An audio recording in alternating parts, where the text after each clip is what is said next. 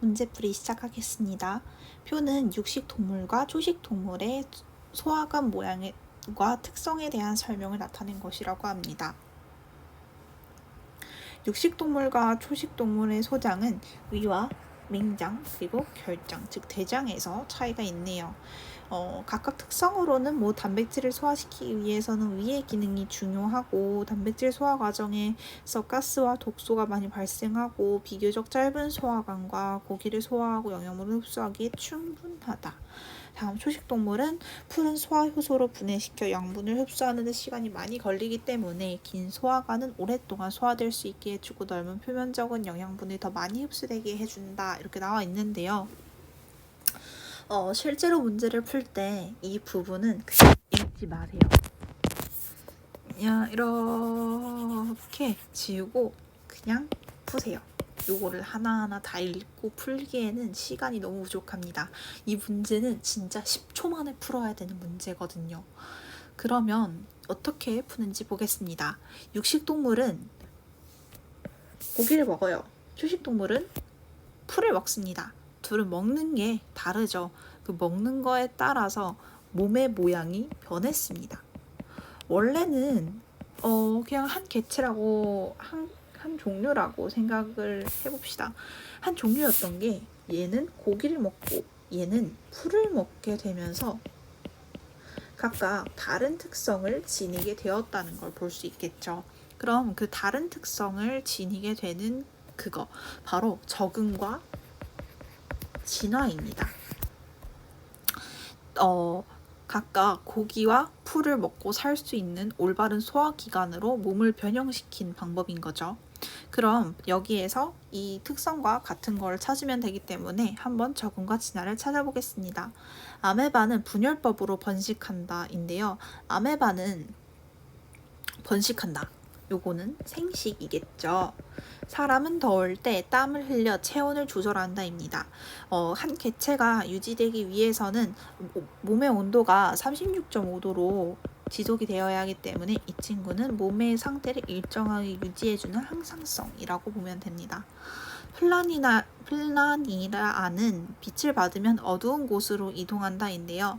어두운 곳으로 뭔가 빛을 받으면 어두운 곳으로 이동한다. 자극에 대한 반응이라고 볼 수 있겠죠. 식물 종자가 발화하여 뿌리, 줄기, 잎으로 분화한다입니다. 분화한다. 식물 종자는 식물의 형태를 띠지 않습니다. 식물 종자가 어떠한 성체로 커가는 과정을 우리는 발생과 생장에서 발생으로 말하죠.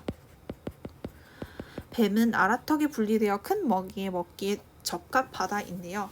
예를 들어 뱀의 머리가 이렇게 아래턱이 분리되지 않는다 하면 큰 먹이를 먹을 수 없겠지만 이렇게 분리된다 하면 큰 먹이를 먹을 수 있겠죠. 이렇게 뱀이 자신이 먹어야 하는 음식의 먹이에 따라 본인의 특성을 조절한 것이기 때문에 이게 바로 적응과 진화의 예시라고 볼 수 있습니다.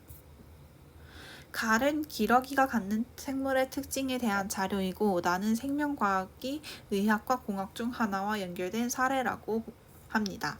가는 기러기가 바람을 만나며 휩쓸리지 않기 위해 날개를 변형시켰다라는 모습을 볼 수 있고요. 빠른 속도로 땅에 노래올리기 위해 날개를 접기도 한다라고 볼 수 있습니다. 날개를 활짝 피거나 날개를 접음으로써 그 바람의 환경에 적응할 수 있도록 한 거죠. 한 연구진은 날개를 비틀어 비행하는 갈매기를 모방한다고 합니다. 생명과학에서 어떠한 영감을 얻어 새로운 다른 타 분야의 과학기술과 접목하여 새로운 기술을 만들어내는 걸 생명과학의 특성으로 우린 보고 있죠. 그러면 이건 생명과학과 뭔가 갈매기를 모방하여 에너지 소비를 줄이는 항공기 연구를 하고 있다. 공학과의 연계이겠죠. 가는 적응과 진화에 해당한다. 맞죠? 그 상황에 따라서 어떠한 반응을 서로 다르게, 그러니까 바람이 많이 불 땐 날개를 핀다던가 내려앉을 때는 날개를 접는다든가 그 상황에 맞는 올바른 해결 방법을 제시하는 적응에 해당합니다. 기역과 니은 과정에서 모두 물질 대사가 일어난다. 날개를 활짝 피거나 날개를 접을 때는 에너지를 사용을 하는 건데요. 우리가 근육이 움직일 때는 ATP라는 열량을 사용합니다. ATP는 뒤에 설명을 들으실 수 있을 건데요. 이 ATP를 사용하여 에너지를 사용하여 물질 대사를 통해 이렇게 근육을 움직일 수 있게 되는 겁니다. 그렇기 때문에 모두 다 물질 대사가 일어나는 거 맞고요. 나는 생명과학과 의학이 아닌 생명과학과 공학이 연결되었다는 걸 볼 수 있습니다. 다음 문제 보겠습니다. 가는 물총새가 물고기를 사냥하는 모습에 대한 설명이고 나는 생명과학이 공학과 화학 중 하나와 연계된 사례라고 합니다. 물총새는 날렵한 머리와 뾰족한 부리를 가져 사냥할 때 수면의 파동을 거의 일으키지 않기 때문에 물고기가 눈치채지 못하게 사냥을 할 수 있다고 하고 나는 이러한 물총새의 부리 모양을 모방하여 고속열차의 고질적인 소음 문제를 해결하였다고 합니다.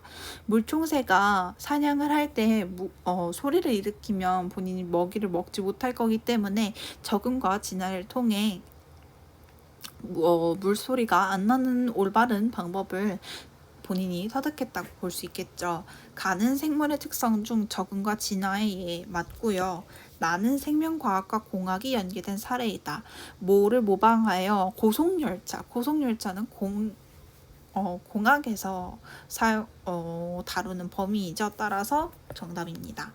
기역과 니은은 모두 이화작용이 일어난다고 하는데요. 기역과 니은에서 기역은 물총새고 니은은 물고기이죠. 모든 생명체에서는 동화작용과 이화작용이 항상 일어납니다. 따라서 물총새, 물고기 모두 하나의 생물체이기 때문에 이화작용이 일어난다가 정답이 되겠습니다.